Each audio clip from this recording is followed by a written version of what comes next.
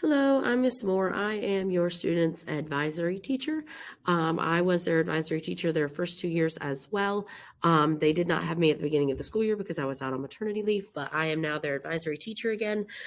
So you probably have heard of me before from them, or you've heard from me before about them, anything like that. Don't hesitate to reach out to me if you need anything for your student that is not necessarily class related, or if you need an update on them or anything like that. They are also welcome to drop into my office hours if they have questions. They do know where my room is. I'm in room 634. It's where I've been the other 2 years that they've had me. And then they also can always drop in on my office hours online if need be, send me an email, or they are also in my Remind. They can always send me a message there as well. I just wanted to say hello and I hope you have a good day.